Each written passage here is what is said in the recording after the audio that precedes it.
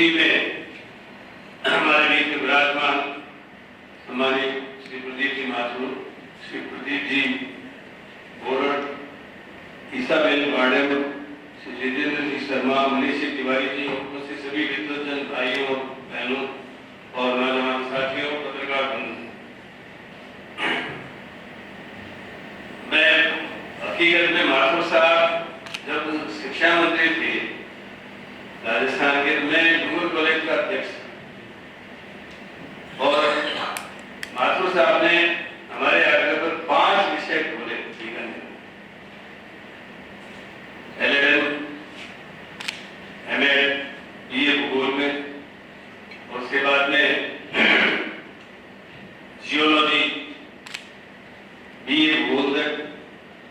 तो ये इस तरह से ज्योग्राफी वगैरह ये सारे सब्जेक्ट 5 सब्जेक्ट हमारे यहाँ खोले उस वक्त। और उसके बाद माथुर साहब चीफ मिनिस्टर बने तो मुझे पहले डिप्टी मिनिस्टर बनाया और 1 साल में मेरा प्रमोशन करके राज्य मंत्री बनाया।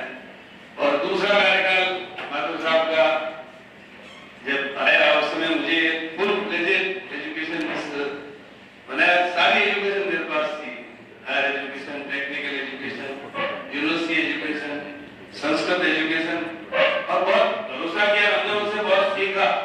इसलिए सबसे पहले तो मैं उन्हें उनके विचारों को, उनकी स्मृतियों को कोटि कोटि वंदन करते हुए अपनी बात प्रारंभ करता हूँ।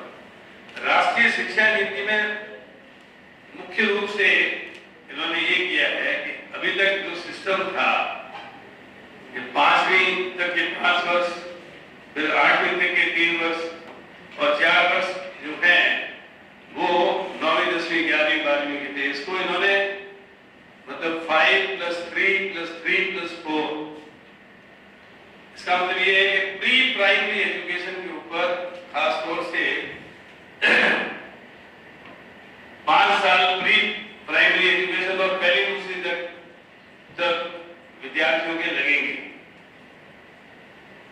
और उसके बाद में तीसरी, चौथी, 5वीं, मतलब पहले प्री प्राइमरी में 3+2 दूसरी क्लास तक उनको 5 साल लगेंगे। फिर उसके बाद में तीसरी, चौथी, 5वीं, फिर 3 साल, और उसके बाद में फिर आपके 3 साल लगेंगे 6वीं 7वीं 8वीं में, फिर 9वीं 10वीं 11वीं 12वीं में 4 साल। इस प्रकार 5+3+3+4 इस फॉर्मूले से इसको डिजाइन किया है। मैं सबसे पहले तो ये कहना चाहूंगा कि नेशनल एजुकेशन पॉलिसी जो है, उन्होंने ऐसा लगता है कि हमारी जो निजी शिक्षण संस्थाएं जो पढ़ाई करा रही थी उस पैटर्न पर उसको लाने का प्रयास किया गया, किंतु ये हकीकत है कि अभी तक 2 सालों में कोई बजट इसके लिए नहीं है। नई एजुकेशन पॉलिसी में प्री प्राइमरी एजुकेशन की पढ़ाने वालों की ट्रेनिंग कैसे होगी, प्री प्राइमरी एजुकेशन में स्कूलों में इंफ्रास्ट्रक्चर कैसा होगा। हमारे स्कूल तो आप जानते हैं कि पहली क्लास से शुरू होते थे। आजकल कंसेप्ट दुनिया में ये आ गया है कि हम एजुकेशन को जो है जॉयफुल एजुकेशन कैसे, पढ़ने में आनंद की अनुभूति हो। हम जब पढ़ते थे तो हमारे मार्जा होते थे मार्ग विद्यासा, अब खेल विद्यासा, खेल खेल में बच्चों को कैसे सिखाएं। तो ये बस तो अच्छा है, लेकिन इसके लिए तैयारी पूरी नहीं है। तैयारी पूरी होनी चाहिए कि एक तो जितने भी अध्यापक अध्यापिकाएं हैं उनको सबसे पहले ट्रेन, फिर इंफ्रास्ट्रक्चर की आधारभूत ढांचा जो है, जैसे प्ले स्कूल तो झूले हैं, खेल खेल में वो बच्चा कैसे सीखे। शुरू में बच्चा घर से आएगा, आके वो पढ़ना थोड़ी सीखेगा, उसको खिलाएंगे, उसको खेल खेल में ही कुछ बातें सिखाएंगे। तो इसलिए प्ले स्कूल के रूप में उनको पहले टीचर्स को ट्रेन करना, फिर आधारभूत ढांचे का विकास करना, और उसके बाद वैसा ही पाठ्यक्रम हमने राजस्थान में इसके लिए पूरी तैयारी कर रखी है। स्टेट लेवल पर चीफ सेक्रेटरी की अध्यक्षता में एक कमेटी बना दी हमने। जिला स्तर पर हमने जिला कलेक्टर की अध्यक्षता में एक कमेटी बनाई हुई है। 6 कमेटियां वर्किंग ग्रुप बना करके इसकी क्रियान्विति कैसे होगी इसके लिए कर दिया है। और आपको तो जानकर खुशी होगी कि हमने राजस्थान में बाल वाटिका भाग 1 और बाल वाटिका भाग 2 1133 स्कूलों में प्री प्राइमरी एजुकेशन शुरू कर दी। महात्मा गांधी इंग्लिश मीडियम के स्कूल लगभग 2,2500 से ज्यादा हो चुके हैं और 2-1,000 स्कूलें और हो जाएंगी। और आपको जानकर खुशी होगी कि विद्याधर नगर में 30 सीटें थी, 2600 एप्लीकेशन आई, लॉटरी से एडमिशन हुई और 30 विद्यार्थियों की एडमिशन हुई। ऐसा कभी आपने सुना है? ये काम हम लोग कर चुके हैं। हमारे माननीय मुख्यमंत्री जी अशोक जी गहलोत जो है इंग्लिश मीडियम स्कूलों के बारे में बहुत प्रोत्साहन दे रहे हैं और वो चाहते हैं कि राजस्थान में स्कूल एजुकेशन में विद्यार्थी ऐसे विद्यार्थी हों जो हायर एजुकेशन में जाना चाहे वो हायर एजुकेशन में जाए और जो हायर एजुकेशन में नहीं जाना चाहते हैं वो कम से कम वर्किंग पॉपुलेशन के हिस्सेदार बने और वो पढ़ी लिखी वर्किंग पॉपुलेशन हो जो अच्छा काम कर सके, अच्छे मैकेनिक बन सके, अच्छे ट्रेन जो है टर्नर, फिटर, इलेक्ट्रीशियन, इलेक्ट्रॉनिक्स के जानकार और अलग अलग ट्रेड में। इस एजुकेशन पॉलिसी में भी आपने देखा होगा एनईपी में वोकेशनल एजुकेशन के ऊपर काफी जोर दिया गया है। वोकेशनल एजुकेशन मस्ट है। हर आदमी चाहता है कि हमें रोजगार मिले। रोजगार कब मिलेगा? जब वो कोई हुनर सीखेगा, कोई व्यावसायिक शिक्षा लेगा और वो तभी संभव होगी जब हम स्कूलों में व्यावसायिक शिक्षा देंगे। राजस्थान का मैंने कल ही एक क्वेश्चन का उत्तर दिया था विधानसभा में, उसमें लगभग 1900 से अधिक स्कूलों में व्यावसायिक शिक्षा चल रही है। 15 प्रकार के ट्रेड चल रहे हैं, उसमें खासतौर से टूरिज्म है, इलेक्ट्रॉनिक्स का कोर्स है, कंप्यूटर का कोर्स है और इसके अलावा होटल मैनेजमेंट का कोर्स है। कई तरह के 15 ट्रेड सम्मिलित है। ये काम हम लोग कर रहे हैं। व्यावसायिक शिक्षा पे जो जोर दिया गया है उसको मैं अच्छा मानता हूँ। इसके साथ साथ उन्होंने जो ECC का कंसेप्ट प्राइमरी एजुकेशन में दिया है उसके लिए बहुत मेहनत की आवश्यकता है। हमारे यहाँ आंगनबाड़ियाँ पहले से काम कर रही है, लेकिन आंगनबाड़ियों में वो करिकुलम या वो कहना चाहिए जिस तरीके से हमको हेल्दी कॉम्पिटिशन प्राइवेट इंस्टीट्यूशन से करना है। प्राइवेट इंस्टीट्यूशन बहुत वर्षों से इस अनुभव को प्राप्त किए हुए, इसलिए हमने समग्र शिक्षा अभियान में अभी पिछले दिनों में ये किया कि कोई भी विद्यार्थी जो पढ़ने वाला गवर्नमेंट के स्कूल में आता है उसकी एक डायरी बनाई है और डायरी बना करके हर महीने अभिभावक और अध्यापक की मीटिंग और उसमें विद्यार्थी की प्रोग्रेस के बारे में बताया जाए कि वो कैसा पढ़ रहा है, उसका चाल चलन कैसा है, उसकी कैसी अभिरुचि है, खेलों में क्लास में उसकी अभिरुचि कैसी है, वो बराबर रेगुलर आ रहा है या नहीं आ रहा है और कहाँ गणित में, अंग्रेजी में, विज्ञान में कहाँ मेहनत की आवश्यकता है। इन सब चीजों के बारे में हम लोगों ने समग्र शिक्षा अभियान में और शिक्षा के बढ़ते कदम प्रोग्राम शुरू किया है, उसमें हमने इनको डाला है। हम लोग पूरी कोशिश करें कि NEP लागू हो उससे पहले ही हम लोग ऐसे स्टेप उठा लें कि राजस्थान किसी भी क्षेत्र में पीछे नहीं रहे।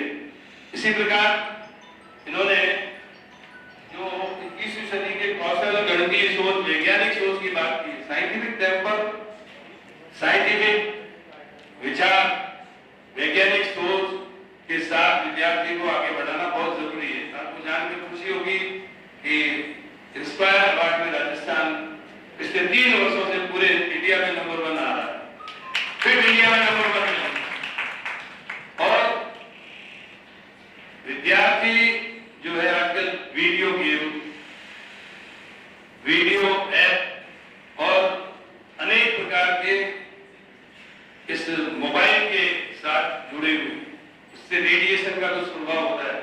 हमने अभी 56,000 स्कूलों में एक साथ चेस का कार्यक्रम शुरू किया, वर्ल्ड रिकॉर्ड बनाया, ताकि चेस खेलने वाले का मन एकाग्र होगा, उसकी सोचने की शक्ति नियोजित होगी और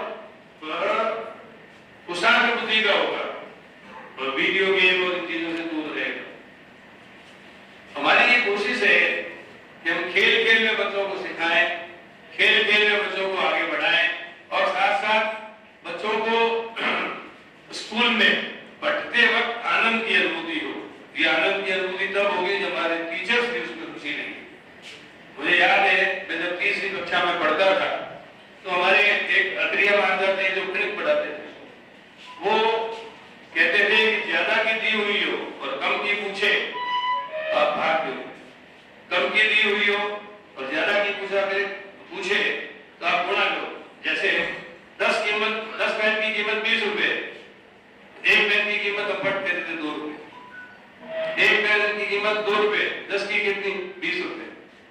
ये मतलब फंडामेंटल्स क्लियर कराने। आजकल की विद्या क्या हो रही है कि बच्चा रटता है, फंडामेंटल्स क्लियर नहीं है। तो हमको ये चाहिए कि हम अपनी एजुकेशन पॉलिसी ऐसी बनाए जिसमें बच्चों के फंडामेंटल्स क्लियर हो। आप देखो, मुझे आप तीसरी क्लास के बड़े अभी भी याद है, लेकिन अभी क्या है, बच्चा रट कर पास हो रहा है। 1 week series, 1 day series, 1 month series, ये सब बंद होना चाहिए। नियमित रूप से उसका इवैल्यूएशन होना चाहिए रोज, नहीं तो कम से कम 1 महीने में मंथली टेस्ट, मंथली इवैल्यूएशन होना चाहिए। और 6वाई और 12 महीने की जो परीक्षाएं होती है वो नियमित रूप से होनी चाहिए। बच्चों में भी, बच्चों की आदतों में परिवर्तन आ गया। मैंने कई बार मैं बच्चों के इंटरव्यू लेता हूँ कि आप कब पढ़ते हो, के साथ मैं रात को पढ़ता हूँ। रात को कितने बजे? रात को करीब 4 बजे 5 बजे। इतनी देर में कैसे लेते हो? उसके लिए गोली लेते हो। मैंने तुम्हारे गुर्दे जरूर खराब होंगे। रात सोने के लिए बनाई गई है। बायोलॉजिकल साइकिल से आप खिलवाड़ करोगे तो बीमार पड़ोगे। दिन में सोना नहीं और रात को जागना नहीं। मैंने उसमें सिखाते थे early to bed, early to rise, makes a man healthy and white. लेकिन आजकल उल्टा हो रहा है। तो बच्चों को केवल किताबी ज्ञान नहीं देना है, उनको व्यवहारिक ज्ञान देना है, और व्यवहारिक ज्ञान संस्कार देना है, और साथ साथ उनको अच्छे नागरिक बनाना है। ये जब भी होगा जब हम हमारे टीचर्स को आदर्श टीचर्स बनाएंगे। हमारे टीचर्स जो है उनको जब तक हम पूरे संस्कारवान की बनाएंगे, वो अपने संस्कार कैसे विद्यार्थियों में डालेंगे। एक टीचर जर्दा खा रहा है और कहते बच्चों को जर्दा नहीं खाइए, तो गुरुजी पहले आप तो छोड़ दो। इसी प्रकार यदि व्यसन मुक्त समाज की संरचना ये जब होगी जब हमारा टीचर्स आदर्शवान होगा। और बहुत से हैं टीचर्स ऐसे, आज भी हमारे टीचर्स प्रातःस्मरणीय है, जिनको हम याद रखते हैं क्योंकि उन्होंने हमको ज्ञान दिया। गुरु की महिमा है, गुरु ब्रह्मा गुरु विष्णु गुरुदेवो महेश्वर गुरु साक्षात परब्रह्म तस्मै श्री गुरुवे नमः। लेकिन इसके लिए हमको संस्कारवान शिक्षक तैयार करने होंगे, अच्छे उनको ट्रेनिंग देनी पड़ेगी, विषय का अधुनातन ज्ञान देना होगा। विषयों में भी परिवर्तन आते रहते हैं। मैं कई बार हमारे ग्राम स्कीम की पुस्तकें पढ़ता हूँ तो पहले की तुलना में बहुत वो एक तरीके से गुणवत्ता वाली होती है।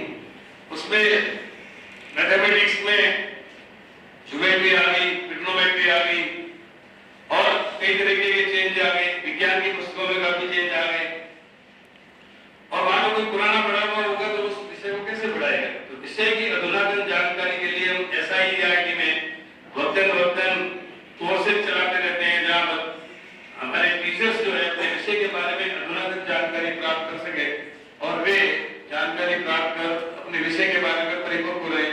उनको कहीं से भी कोई चीज विद्यार्थी पूछे तो वो उसका प्रॉपर रिप्लाई दे सके। इसलिए निरंतर रूप से शिक्षकों की ट्रेनिंग भी बहुत जरूरी है। और इसके साथ साथ जो मॉडर्न इक्विपमेंट्स हैं जिनके माध्यम से हमको खासतौर से ये ECCE का पाठ्यक्रम, प्री प्राइमरी एजुकेशन का कार्यक्रम, आंगनबाड़ियों का जो कार्यक्रम है, इसमें अच्छी तरीके से टीचर्स को ट्रेन करके और ऐसा लगे कि टीचर्स जो हैं उनको किस तरीके से खेल खेल में सिखा रहा है, इस तरह की बातें होनी चाहिए। इसके अलावा पाठ्य चर्चा, सह पाठ्य चर्चा, पाठ्येतर क्षेत्रों का जो है ठोस विभाजन होना चाहिए। सभी के लिए समान दर्जे की बात होनी चाहिए।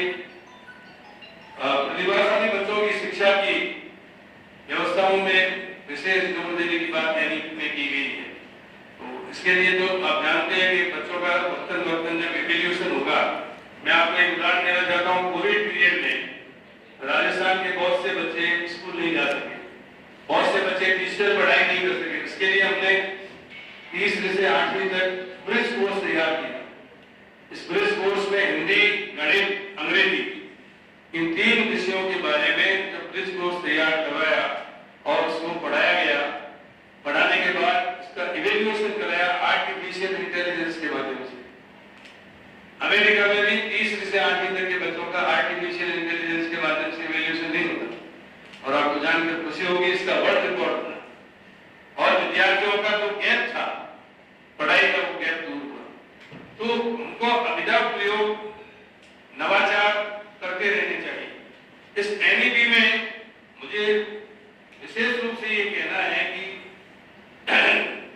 इसके लिए अच्छी पुस्तकें तैयार, जो पुस्तकें अभी आप पढ़ा रहे हो पढ़ाते रहो, लेकिन हमारा विद्यार्थी जर्मनी, जापान, इंग्लैंड, अमेरिका, इनके बच्चों से कैसे हेल्दी कॉम्पिटिशन कर सके, उस लेवल का कोर्स तैयार करना चाहिए। और कहीं भी वर्ल्ड में वो बच्चा जाए तो उसको ये नहीं कहना पड़े कहां से पढ़ा हुआ है। विद्यार्थी की पहचान होती है परिवार से, गुरु से, ये किसका शिष्य है, ये लंदन स्कूल ऑफ इकोनॉमिक्स से पढ़ा हुआ है, केएलएन से पढ़ा हुआ है, ये आपका राजस्थान यूनिवर्सिटी से पढ़ा हुआ है। ये पहचान कब होगी, गुरु से होगी। गुरु जो है वो पूरा का पूरा ट्रेन होना चाहिए, पूरा का पूरा अपने विषय का अधुनातन काम करने वाला होना चाहिए। राष्ट्रीय मूल्यांकन केंद्र की स्थापना की बात की गई, अच्छी बात है। ये शिक्षकों के लिए राष्ट्रीय और व्यावसायिक मानक होना ही चाहिए। पुस्तक प्रचार नीति और डिजिटल पुस्तकालय, आजकल दुनिया पूरी की पूरी डिजिटल दुनिया की ओर भाग रही है। ऐसे वक्त में डिजिटल लाइब्रेरी, डिजिटल जानकारी बहुत जरूरी है। तो प्रत्येक सीनियर हायर सेकेंडरी स्कूलों में हमारी अच्छी पुस्तकालय और लाइब्रेरी है। हम कोशिश करेंगे कि राजस्थान में भी हम डिजिटल लाइब्रेरी की स्थापना करें। हमने हमारे डायरेक्टरेट में स्टूडियो की स्थापना की। आज मान लीजिए खाजूवाला अथवा बिजोलिया, किसी गांव में फिजिक्स का टीचर नहीं है, तो वहां उस स्टूडियो से बैठा बैठा फिजिक्स का टीचर वहां बिजोलिया में अथवा खाजूवाला में, छत्तरगढ़ में अथवा दौसा में बैठे बैठे किसी भी क्लास की 9वीं, 10वीं, 11वीं, 12वीं की पढ़ाई करा सके। मैंने एक ऐसा ऐप भी देखा है कि उस ऐप पे 24 घंटे में टीचर अवेलेबल है। मैंने स्वयं देखा। मैंने 10वीं में पाइथन कोर्स थ्योरम पढ़ी। मैंने उससे पूछा पाइथन कोर्स थ्योरम को बताइए। एक टीचर आया, उसको 30 सेकंड लगे और आगे के उसने पाइथन कोर्स थ्योरम जो मैंने 10वीं में पढ़ी थी वो मेरे को बता दी।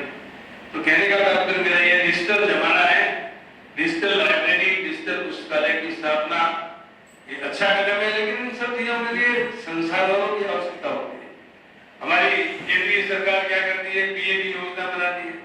पहले 33 जिलों को लिया था, फिर 22 जिलों को काट दिया। कैसे आगे बढ़े? पॉलिसी बनाना आसान है, लेकिन पॉलिसी को इम्प्लीमेंट करने के लिए संसाधनों की आवश्यकता है। जब तक संसाधन उपलब्ध नहीं होंगे, पॉलिसी लागू कैसे होगी? इसलिए संसाधनों की उपलब्धता 2 सालों में बिल्कुल नहीं हुई है। एनईपी के पेटे अभी कोई विशेष बजट किसी भी राज्य को नहीं मिला।